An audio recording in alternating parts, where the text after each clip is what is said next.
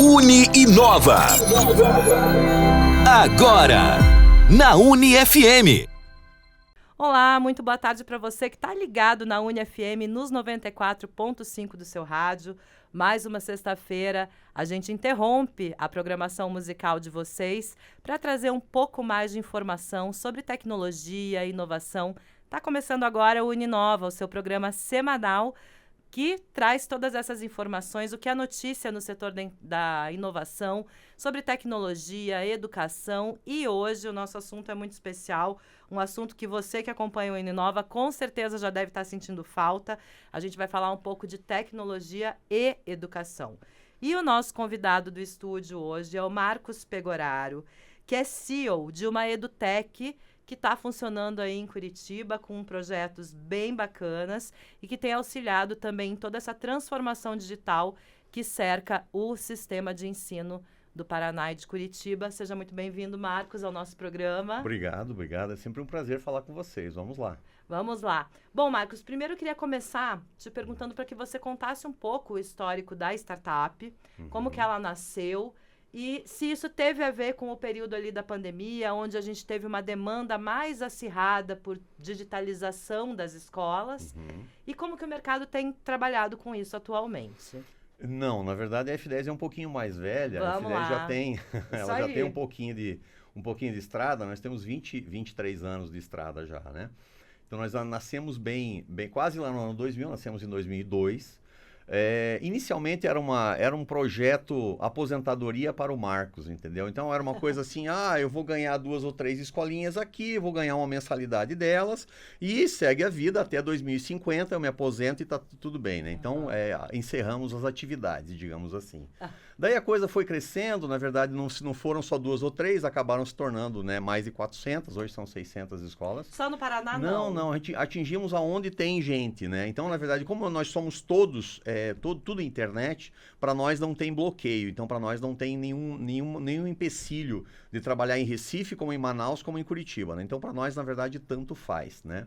Então, a coisa é que nós tentamos fazer um produto que seja muito customizado ou muito personalizado para que o pessoal do Nordeste fique tão em casa quanto o pessoal do Rio Grande do Sul. Então, quer dizer, existe questão de nomenclatura, muitas vezes assim uma pessoa não entende como é que chama, então muda o jeito com que chame aquela coisa para que ele consiga se encontrar dentro da ferramenta, entendeu? Mas, basicamente, o que a F10 faz é abranger qualquer solução que envolva tecnologia e educação. Vocês entendeu? Desenvolvem tecnologia? Nós desenvolvemos, sim. Então, na verdade, tudo que diga respeito à tecnologia, diga respeito à administração da empresa de educação em si, nós estamos no meio. Então, seja na questão conteúdo programático, seja na questão comercial, seja na questão financeira, contato com prefeitura e com banco, quer dizer, parte APIs externas e tal. Então, em qualquer dos problemas, dos processos que uma empresa de educação tenha, a F10 tem que estar disposta a trabalhar. E ela nasceu dessa forma, 20 anos atrás, já com essa cabeça muito voltada para tecnologia e inovação? Sim, mas na verdade nasceu com essa ideia, mas o que tínhamos na época era muito arcaico. Então, na época não tínhamos um smartphone que conversasse como conversa hoje, não tínhamos uma internet confiável como é hoje, mesmo que hoje nós temos oscilação nela, a internet hoje é muito mais confiável do que era há 20 anos atrás. Então, assim, sim, nasceu com a ideia de ser inovador, nasceu com a ideia de entregar o máximo de tecnologia possível para as empresas de educação. O problema, na verdade, à época era o que tínhamos, né? Mas nada como uma boa pandemia no meio da história para fazer com que tudo mude. Para que as coisas fossem aceleradas, entendeu? né? Então, o que acontecia antes, o que acontecia lá atrás, é que quem determinava a mudança era o tempo. Então, o tempo fazia com que eu mudasse. Então, para um determinado processo ser adotado, isso ano que vem, isso daqui 3 anos e tal. Então, muito tempo trabalhado, muito tempo para amadurecer aquela ideia para que o cliente realmente resolvesse adotar aquele processo ou aquela tecnologia. a pandemia impôs. Então, de uma hora para outra, em 48 horas que seja, você vai ter que trabalhar dessa forma. Então, óbvio, tanto nós fomos pegos de surpresa como o próprio cliente. Então, Sim. todo mundo foi assim uma coisa que atropelou e daí você tem que se virar. Então, nesse caso, sim, a pandemia fez uma coisa que certamente nós não faríamos, né? Certamente fosse andar o processo normal, o que a pandemia fez, talvez a gente conseguisse lá em 2040. Né? Entendi. Certamente. Porque o modelo de educação, então no Brasil principalmente, então o processo de educação no Brasil, ele era muito, antes da pandemia, quem trabalhava online ou quem estudava online, era sempre quem sabe o que precisa estudar, ou seja, é o adulto. Somente o adulto estudava online, mais ninguém. Uhum. Então, antes da pandemia, se você for lembrar, você vai pensar em faculdades, em pós-graduações, em extensões. Esse tipo de pessoa, ou esse tipo de estudante, sim, ele via a necessidade, porque ele pensava, eu tenho esse emprego que eu ganho 4 mil e eu quero ganhar 10 mil, para ganhar 10 mil eu preciso de uma faculdade ou de uma extensão, então vou fazer, ponto, né? Uhum. Mas qualquer dos demais não fazia. Então a terceira idade não fazia e ela precisa, o jovem não fazia e ele precisa, as crianças não faziam. Então assim, a pandemia nos colocou no mundo online forçosamente, mas fez com que nunca mais saíssemos dela. Então o que os meus clientes falavam à época da pandemia, eles diziam, não, mas eu não vejo a hora de voltar presencial, né? Então não vejo a hora daqui a 2 meses ou daqui a 4 meses, tudo vai ser como em 2019. E não, a coisa nunca voltou e provavelmente nunca voltará, né? Porque estaremos nesse novo mundo que a pandemia nos dividiu, digamos assim. E vou te fazer uma pergunta. Antes da pandemia, né? Continuando a comparação que a gente está fazendo. A demanda do sistema educacional era uma demanda para processos mais burocráticos, administrativos, e a partir disso houve uma demanda de educação mesmo online. Isso mudou? Ou é só uma impressão mudou. nossa? Sim, isso mudou. Não mudou, na verdade mudou porque muitos dos clientes, né? Então muitos desses estudantes que os nossos clientes trabalham, eles na verdade após a pandemia, eles viram que tem opção. Né? Porque até 2019, então quando eles ligavam para uma escola, seja o curso de inglês, seja de informática, não interessa o que eles fossem fazer, então, como é que eu pego informações? Não, você tem que vir aqui. Então, assim, nada era feito por telefone, nada era feito assim, não, mas eu quero estudar em casa. Não tem. Eu vou estudar em casa para quê? Não, você vai vir aqui, que daí aqui a gente negocia, não sei o que lá.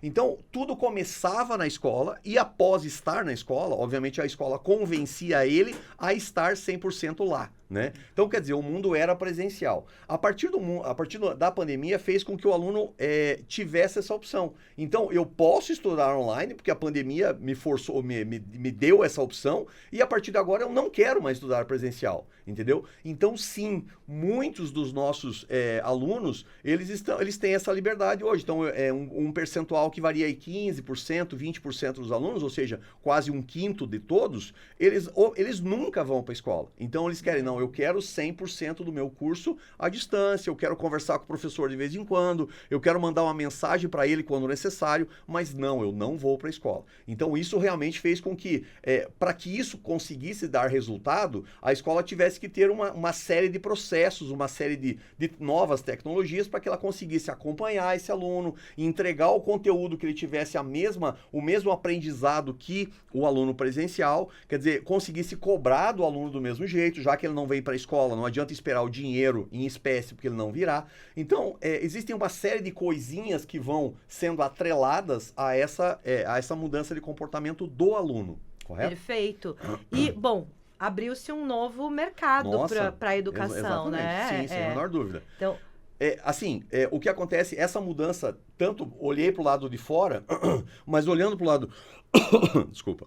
Olhando para o lado de dentro, nós também temos uma série de mudanças que, na verdade, as escolas, algumas já se adequaram e já estão trabalhando nesse modelo, e muitas têm que começar a pensar nesse modelo, porque senão as outras abocanham as primeiras, né? Perfeito. Então, o que acontece é que eu posso ter um professor que vai dar aula para Curitiba, São José e Londrina ao mesmo tempo? Posso. Não tem problema, eu posso fazer com que o professor que antes eu tinha que ter um professor em Curitiba, tinha que ter um professor em São José dos Pinhais. Por mais que sejam 10 quilômetros ou 15 de distância, era uma coisa que era imposta, eu preciso de 2 professores, correto? A pandemia fez com que conseguisse colocar todo mundo na mesma sala. E se eu consigo colocar Curitiba e São José, eu consigo colocar Londrina, Maringá, Cascavel, onde que você quiser mais. Perfeito. Então, tudo é possível, né, nesse modelo. Ou seja, eu posso repensar o ensino, pensando no professor, pensando na estrutura de sala, pensando nessas coisas. Eu posso pensar também nos outros departamentos da empresa. Então, os outros departamentos comercial ou cobrança, financeiro, seja o que for. A parte mais burocrática. A parte burocrática. Então, assim, eu preciso ter todos os telemarketings aqui, que são os que negociam, os que angariam novos alunos. Eu preciso ter todos eles aqui dentro da escola? Não. Eles podem estar trabalhando em casa, desde que eles me entreguem tantos contratos por mês, entendeu? Então eu não preciso dessa estrutura, que na verdade essa estrutura ultrapassada, essa estrutura que eu preciso pagar vale transporte, eu tenho que pagar vale refeição, eu tenho que ter uma estrutura física para ele, e muitas vezes assim, ele está com o filho doente, então ele não pode vir trabalhar. Mas ele não pode vir trabalhar, mas ele pode trabalhar em casa, entendeu? Então, ganha uma série de coisinhas em todos os departamentos do negócio em si, né? Quer dizer, então mudou para o aluno sim, porque ele teve mais liberdade, mas mudou também internamente porque a escola faz com que eu tenha, vamos repensar, então não preciso repensar tudo. Então a escola não precisa mudar em todos os processos. Ela pode mudar só esse ou só aquele, ou quer dizer, ela pode ir remodelando a bel prazer, entendeu? E você atribui essa não volta a como era a educação no Brasil também aos impactos econômicos que isso tem nos negócios? Também, porque quando você avalia, na verdade, as opções de curso, então, se eu tenho um curso presencial, se eu tenho um curso que eu preciso ocupar espaço, eu preciso de um computador para ele, eu preciso de uma cadeira para ele, eu preciso de uma sala, que essa sala só cabe em 30, correto? Sim. Então, se ao invés de 30, eu conseguir dar aula, nesse caso lá, Curitiba, São José, Londrina, não sei o que lá, mas, quer dizer, eu der aula para 50 cidades, eu posso dar aula para 100, 200, 800 pessoas. Depende do modelo é o com limite, que você... né? Exatamente, depende do modelo com que você faça a aula. Então, como que você consegue responder perguntas se tiverem 80 alunos? Como é que você consegue fazer interatividade entre eles se tem 80 alunos? Então, tem uma série de coisinhas que você precisa responder, de fato. Isso não é inegável que tem, ou seja, não é a mesma coisa do que o presencial. No presencial, você via o aluno levantando o braço, o outro levantando o braço ao mesmo tempo, quer dizer, um sabe do outro, a pergunta é relacionada ou não. Quando eles estão distantes, como é que funciona isso? Como é que eles se comportam? Né? Então, no início da pandemia, nós tínhamos exemplos de alunos, principalmente crianças, que ligavam a câmera, ligavam aquela aula que eles estavam trabalhando e ficavam penduradas na cadeira, iam no banheiro, iam lá tocar violão, iam fazer qualquer coisa. Ou seja, o controle que eu tenho sobre o aluno, se ele está distante, é completamente diferente. Então, como é que eu consigo fazer com que esse aluno preste atenção, que ele faça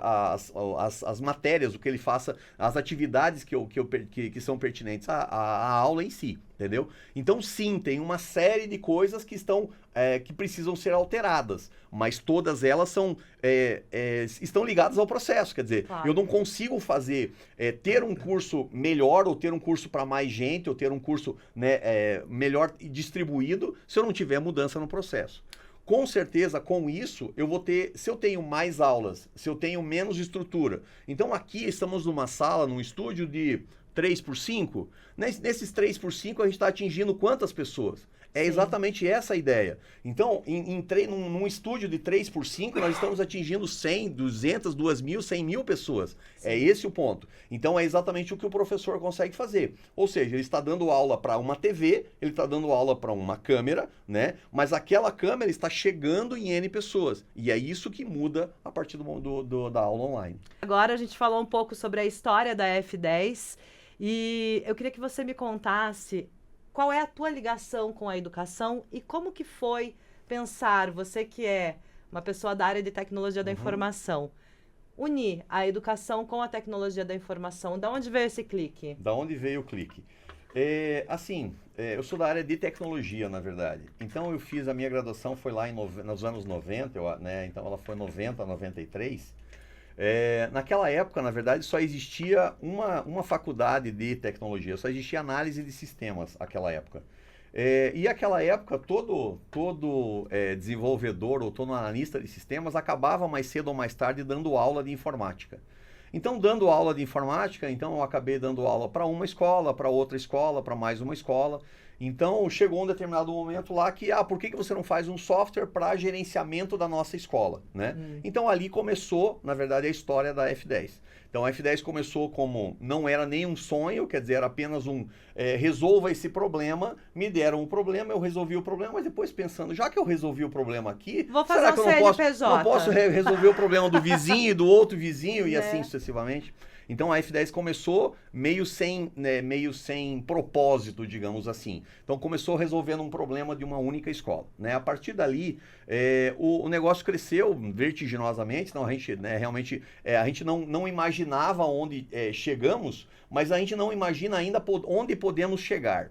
Porque o que acontece é que não só a pandemia, como havíamos falado antes, como novos negócios no mercado, novas possibilidades. Então, existem tantas possibilidades, ou tantas coisas acontecendo no mundo de tecnologia e de educação, que a gente fica pensando assim, mas o que a gente vai abraçar primeiro? Porque são tantas coisas, são tantas possibilidades que tem disponíveis, que a gente fica meio até na dúvida, vamos trabalhar nesse processo ou naquele processo. Quer dizer, existem processos de conteúdo educacional, existem processos financeiros, existem processos de integração entre softwares, integração entre software e instituições governamentais, então prefeitura, governo, essas coisas, que você fica na dúvida assim, mas o que é mais importante para o cliente? Já que não conseguimos fazer todos os processos, vamos começar por onde? Né? É mais ou menos essa colocação.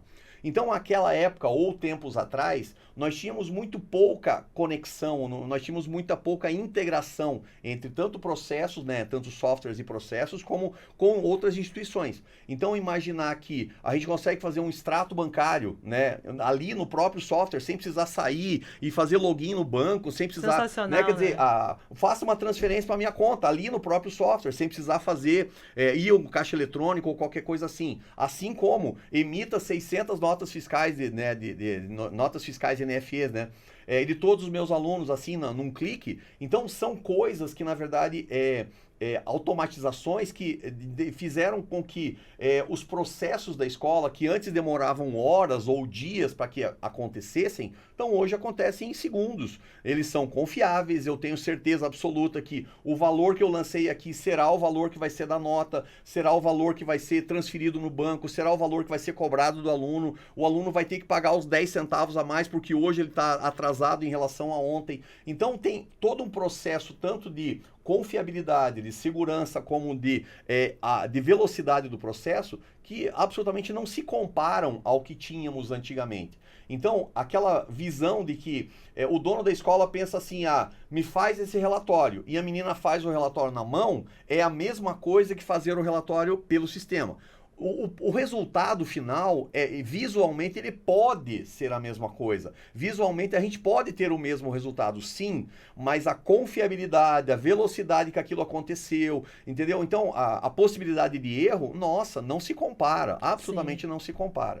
E o mercado tem percebido isso de uma forma consistente? Ou ele ainda é meio conservador? Aí é que tá. Lembra que eu te falei que os clientes falavam assim, não vejo a hora que o presencial volte a acontecer. Exatamente. É essa a visão daquele empresário, entendeu? Então, aquele empresário que achava que o mundo era ou seria presencial novamente, é aquele empresário que gostaria que o mundo voltasse a 2019. Entendeu? Então, ele não quer se adequar, ele não quer essas novas tecnologias, ele não quer esse input, mas eu preciso estar regularizado, eu preciso estar formalizado, eu preciso estar pagando imposto dos produtos que eu vendo, esse tipo de coisa. Então, era muito informal, tanto funcionário, quanto processo, quanto instituição, era uma coisa muito solta, né? Então, está funcionando, então segue o barco. E, na verdade, não. Então, quando você realmente faz um processo certinho, integrado certinho, você precisa fazer a coisa realmente do jeito certa, que deve né? ser, Uhum. correto?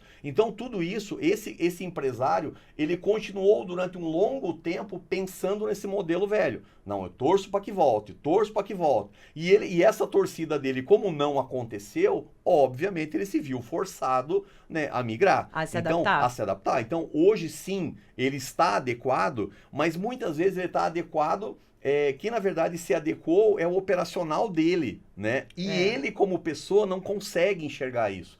Né? Então, nós temos muitos casos, muitos mesmo, de clientes que não usam o sistema. Né? Então, o dono da empresa, o dono da escola, aquele que muitas vezes ele ministra a aula, ele cobra, ele faz tudo, ele é um monstro dentro do negócio. E ele não usa o sistema.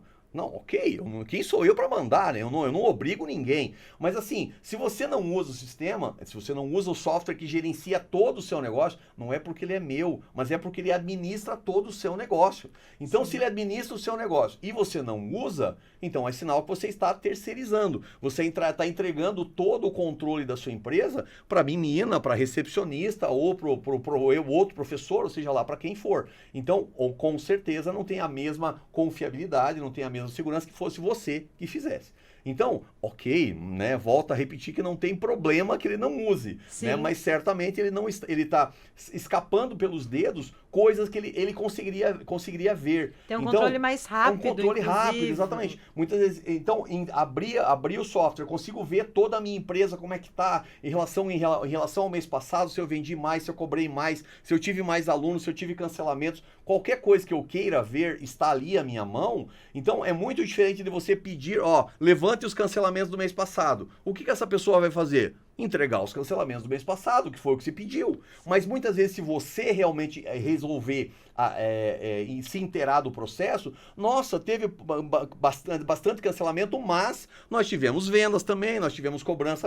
Ou seja, você enxerga o sistêmica, todo. Exatamente. Enxerga o todo e não um pedacinho, como você acabou de perguntar. Perfeito. Né? E com relação aos processos educacionais, na sua opinião, o conservadorismo para a entrada da tecnologia de uma forma mais pesada dentro do mercado, né, da educação, ele ainda tem mais entraves na parte administrativa ou nos próprios processos educacionais? Há um preconceito em assistir aula online, em aprender online? Como que você avalia?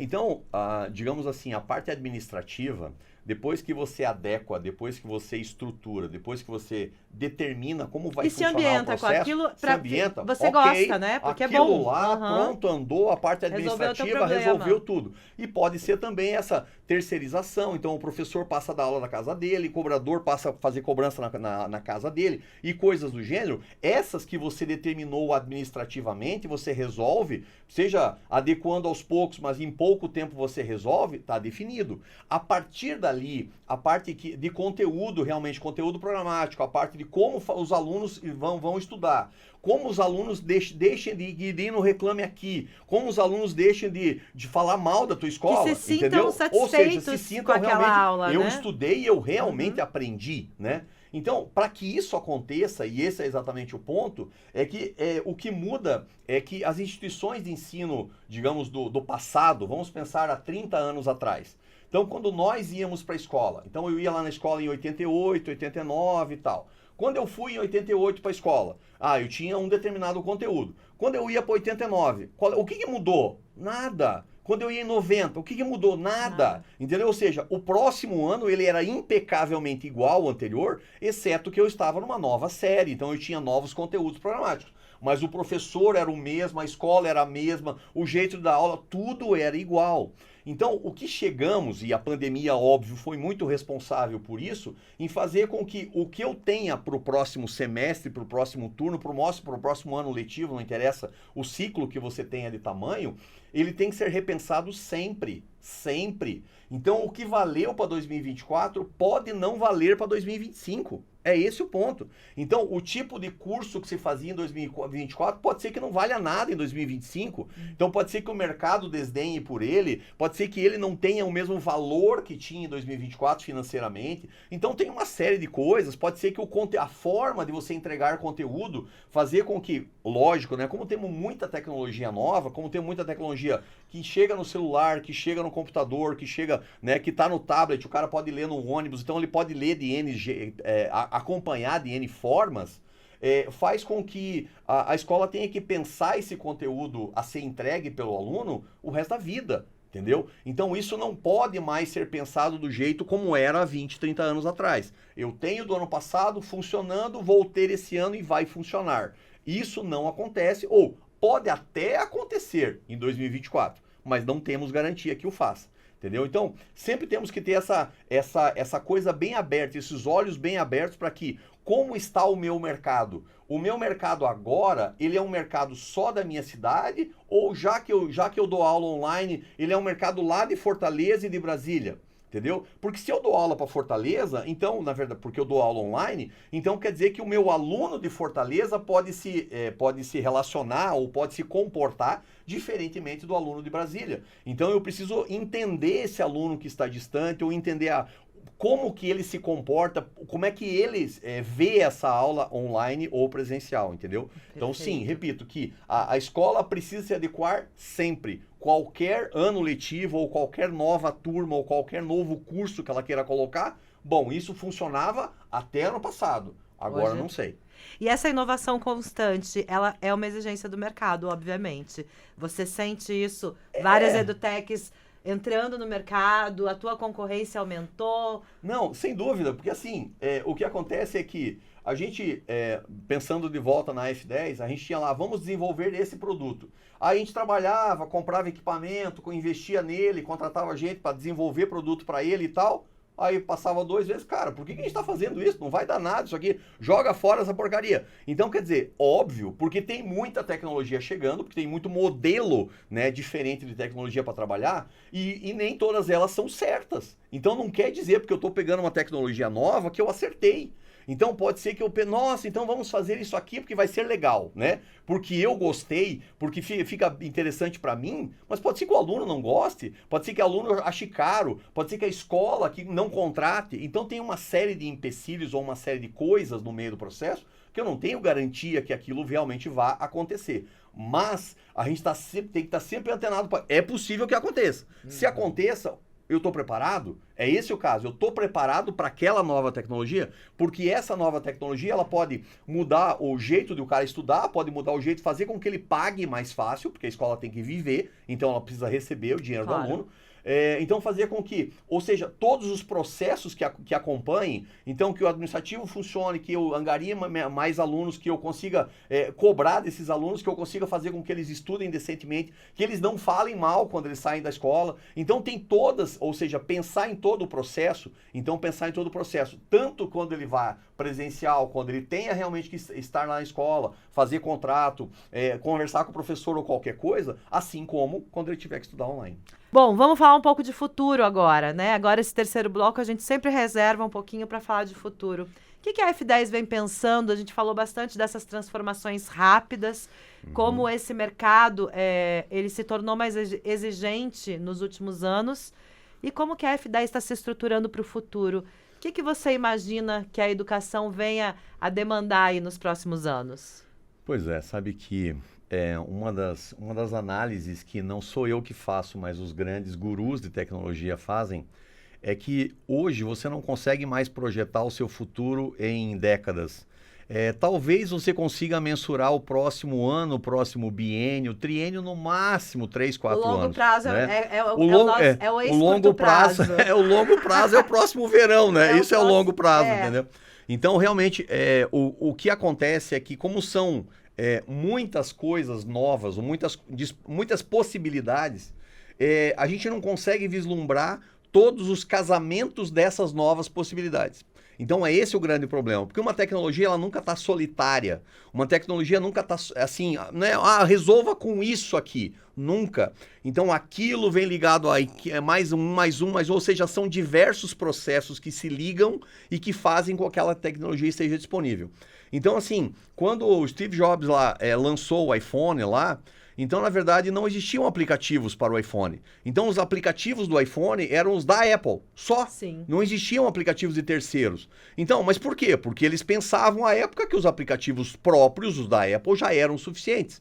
Hoje nós notamos que, nossa, quem seríamos nós se tivéssemos só telefone, calculadora e, sei lá, previsão do tempo, que é o que tem da Apple, entendeu? Sim. Ou seja, os aplicativos próprios da Apple, quer dizer, daquele fornecedor, são incomparavelmente pequenos em relação a tudo que o mercado ou tudo que os desenvolvedores ao redor do mundo conseguem disponibilizar.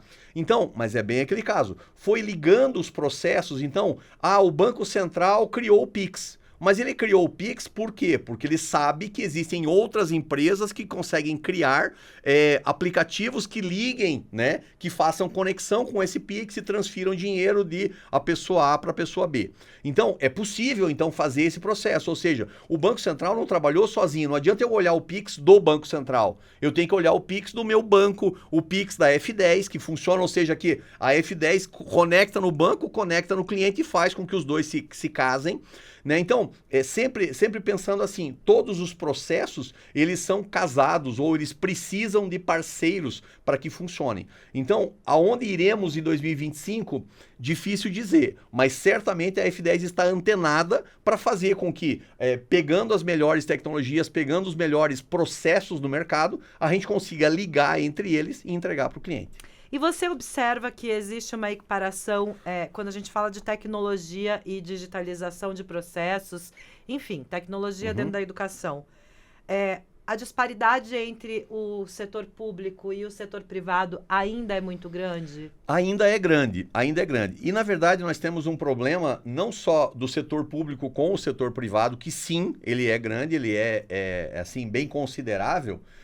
Primeiro pela questão de estrutura física, ou seja, as pessoas que vão no curso particular, então elas não só no curso particular ele tem melhor estrutura, como elas têm melhores estruturas, então elas conseguem comprar equipamentos melhores ou conseguem ter planos de internet melhores do que daqueles que só vão à escola pública, correto? Então, para toda digamos assim, estrutura tecnológica em si, ela sempre é melhor para os que estudam em cursos particulares. Mas, mesmo assim, nós ainda estamos muito distantes do que o mundo entrega, né? Então, nós temos sempre que pensar que antigamente o meu concorrente estava na esquina, né? Então hoje o meu concorrente ele pode estar na esquina, como ele pode estar na cidade vizinha, como no estado vizinho, como lá na China, né? Ou seja, o meu concorrente eu não sei, porque depende muito do que ele faz. Então é óbvio que uma entrevista em português, ele vai poder ser feito no Brasil. Mesmo uma entrevista em português for lá de Portugal, aqui não vai ter tanto peso, né? Não vai ter a mesma difusão, né? Sim. Mas produtos em si, ou seja, você não está estudando só por estudar. Eu estou estudando porque eu quero um cargo melhor naquela empresa, porque eu quero trabalhar um produto diferente, porque eu sou, sei lá, vender um produto melhor, ou seja lá o que for. Então, você não pode pensar a educação por si só. Então, eu preciso sempre pensar a educação como uma ferramenta para melhorar processos de terceiro. E esses processos de terceiro é que eles estão interligados com o mundo inteiro. Então, por isso que esse cara que vai sair da educação, ele vai sair do mundo educacional e vai voltar para a empresa dele. E lá ele vai melhorar um produto, ele tem que pensar que esse produto ele é também disponível na esquina e na cidade vizinha e no país vizinho. E é isso que ele tem que pensar. Sim, é possível e, portanto, ele precisa estar antenado para essas novas tecnologias. Putz, mas será que uma empresa lá da China vai vender, vai ser concorrente meu? Mas e se for? Como é que eu sobrevivo a essa empresa? Entendeu? Perfeito. Então tudo isso tem que estar... Não, e é muito legal você ter falado sobre tudo isso, porque é exatamente onde eu queria chegar. A tecnologia também representa uma democratização maior da educação, né? Mais pessoas conseguem ter acesso, mesmo pessoas que não tenham as mesmas condições. Acho que o mundo tem caminhado para isso, para que, né, a maioria das pessoas hoje, seja ela de qual classe social, tem o seu telefone celular ali na mão e não desgruda dele. Sem a menor dúvida. Essa é uma avaliação que você faz de uma forma positiva? Você acha que a tecnologia também contribui para que a educação chegue cada vez a mais e mais pessoas no mundo?